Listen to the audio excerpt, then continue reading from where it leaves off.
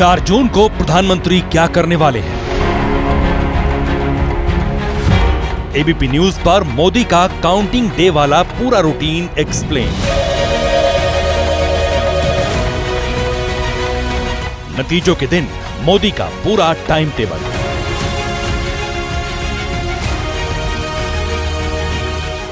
नरेंद्र मोदी के दरवाजे पर डू नॉट डिस्टर्ब का बोर्ड क्यों रहेगा? काउंटिंग डे पर मोदी कब तक अनरीचेबल रहेंगे?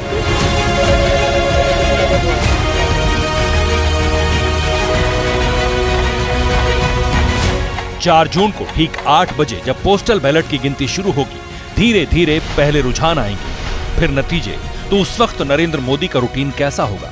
मोदी ने इससे पहले कभी इलेक्शन डे का टाइम टेबल नहीं बताया, लेकिन एबीपी न्यूज की एंकर रोमाना इसार खान ने मोदी से वो सवाल पूछा जो मोदी को 2002 वाले फ्लैशबैक में ले गए। मैं बस ये जानना चाहती हूँ कि रिजल्ट वाले दिन आपका क्या मतलब शैली रहती है, दिनचर्या रहती है सुबह में? जी जी। मैं वैसे मैं नहीं मानता हूँ, लोगों का इंटरेस्ट हो गया, मैं बताता हूँ। एक मैं पता नहीं क्यों मैं एक्स्ट्रा कॉन्शियस रहता हूँ उस दिन, उन चीज़ों से दूर रहने के लिए। नंबर्स वगैरह नहीं देख रहे होते हैं टेलीविजन? इसलिए मैं कहता हूँ कि मैं एक तो मेरा जो उस दिन का मेरा जो रेगुलर मेरा ध्यान वगैरह होता है उसको थोड़ा टाइम ज़्यादा बढ़ाता हूँ मैं। दूसरा, उस दिन मेरे कमरे में किसी को एंट्री नहीं होती है। अच्छा। उस दिन किसी को मुझे फ़ोन देने के चुनाव के समय, किसी और काम की बात है तो अलग बात है, अलाउ नहीं होता है। अब घटना बताता हूँ मैं 2002 की। मैं 2001 में मुख्यमंत्री बना, 2002 में चुनाव था और लिंग दो यहाँ इलेक्शन कमीशन थे, वो भी मुझे बहुत परेशान कर रहे थे। भांति भांति की मुसीबतें मेरे लिए खड़ी की थी। तो लोग मानते थे साहब आपके लिए जीतना मुश्किल है। मैंने कहा जो होगा सो होगा। मैं अपने कमरे में था, मैंने ना क्योंकि मुख्यमंत्री था तो मेरे पास रहने के लिए जगह थी, तो मैंने फ़ोन उठाया नहीं। अब कोई 1-1:30 बजा होगा, मेरे घर के बाहर ही ढोल बजने लगे। तो फिर मैंने नीचे से किसको बुलाया, तो वो बेचारा चिट्ठी लेके आया, साहब सब पार्टी के वर्कर बाहर आए हैं और आपको बधाई देना चाहते हैं। तो फिर मैंने 1-1:30 बजे पहली बार जाना कि क्या रिजल्ट आया है। तब तक मैंने नीचे, तब तक 2/3 मेजोरिटी करीब क्लियर हो चुकी थी। तो फिर मैंने नीचे कहा कि ऐसा करो भाई, एक अच्छी माला मंगवा लो और मिठाई मंगवाओ, क्योंकि मैं पहले केशव पटेल के घर जाऊँगा जी, मैं उनको माला पहनाऊँगा, उनको मुँह मीठा करूँगा, उसके बाद मैं चुनाव की। तो मैं उस दिन केशव के घर गया 1:30-2 बजे, उनको माला पहनाई, उनको मिठाई खिलाई, तब जाकर के मैंने उसका सेलिब्रेशन। मोदी एक रूटीन फॉलो करने वाले इंसान हैं।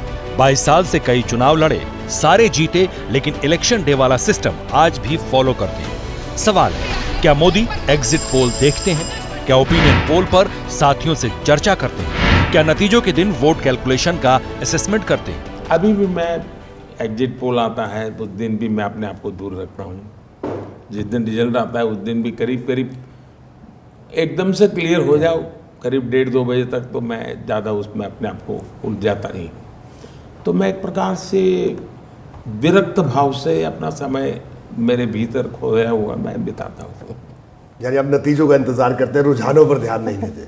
मैं न रुझान पे ध्यान देता हूँ, न नतीजों पे ध्यान देता हूँ। मैं एक मिशन के लिए मरने वाला इंसान हूँ। तो 30 तारीख शाम तक मेरा काम है, मैं करता रहूँगा, मेरी पार्टी ने मुझे कहा है। उसके बाद मेरा कुछ नहीं होता है जी, तो हो गया, मैंने काम कर लिया। माँ फलेषु कदाचन, गीता में जैसे बोले।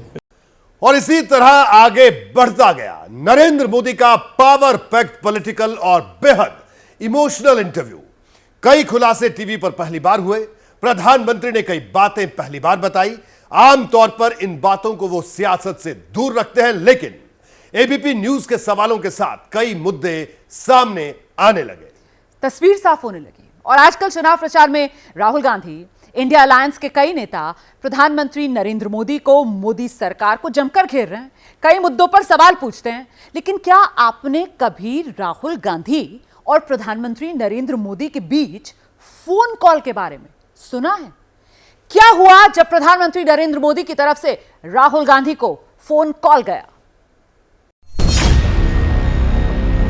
चुनाव के दौरान पीएम मोदी ने राहुल गांधी को क्यों फोन किया? प्रधानमंत्री के फोन के जवाब में राहुल गांधी ने क्या कहा? सोनिया गांधी को पीएम मोदी ने कब और क्यों फोन किया? अब जैसे ही मैंने ये देश के एक्सरे की बात की, वो नरेंद्र मोदी कांपने लग गया। इसी तरह राहुल गांधी अपनी रैलियों में प्रधानमंत्री नरेंद्र मोदी के खिलाफ मोर्चा खोलते रहे हैं। उसकी आदत है, जैसे उसको डर लगता है ना, वो झूठ बोलना शुरू कर देता है। जैसे ही उसको डर लगता है, वो कभी पाकिस्तान की बात करेगा, कभी चाइना की बात करेगा। तो एक के बाद एक झूठ बोल रहा है। तानाशाह तक कहते रहेंगे। देश में चुनाव है, वार पलटवार होते रहते हैं, सियासत का तकाजा है। नरेंद्र मोदी हिंदुस्तान का प्रधानमंत्री नहीं बनने वाला है।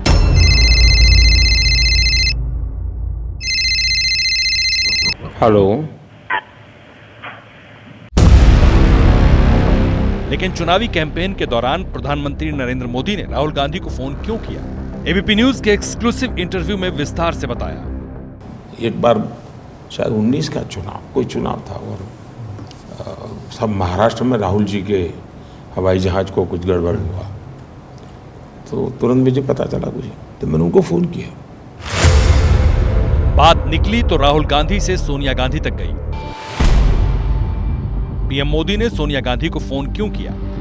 काशी में ऐसा क्या हुआ था जो प्रधानमंत्री को फोन करना पड़ा? दमन में पीएम मोदी एयर एम्बुलेंस क्यों भेजना चाहते थे? एबीपी न्यूज के साथ एक्सक्लूसिव इंटरव्यू में प्रधानमंत्री नरेंद्र मोदी ने एक और दिलचस्प किस्सा बयां किया। एक बार सोनिया जी काशी में मेरे खिलाफ रोड शो कर रही थी चुनाव में। अब उनकी तबीयत अचानक खराब हो गई, तो मुझे पता चला। मैंने कहा भाई आप उनको स्पेशल प्लेन दीजिए और उनको ले आइए यहाँ। तो फिर मुझे बताया कि साहब बनारस एयरपोर्ट पे हम ले गए हैं, धीरे धीरे सेटल होने दो। तुरंत मैंने फ़ोन किया था। एक बार दमन में उनका हेलीकॉप्टर क्रैश कर गया, उसमें अहमद पटेल थे, सोनिया जी थी और कोई और था। तो दमन तो गुजरात के बाहर था, मैं सीएम था, तो मैंने उनको फ़ोन किया अहमद भाई को। मैंने कहा अहमद भाई बड़ा गंभीर मामला है, मैं तत्काल एयर एम्बुलेंस की व्यवस्था करता हूँ। कहा साहब हम लोग सेफ हैं, हेलीकॉप्टर को बहुत नुकसान हुआ है। नरेंद्र मोदी ने ये बातें पहली बार देश को बताई हैं कि राजनीति अपनी जगह है, लेकिन मुश्किल वक्त में वो विरोधियों के भी अपने हैं।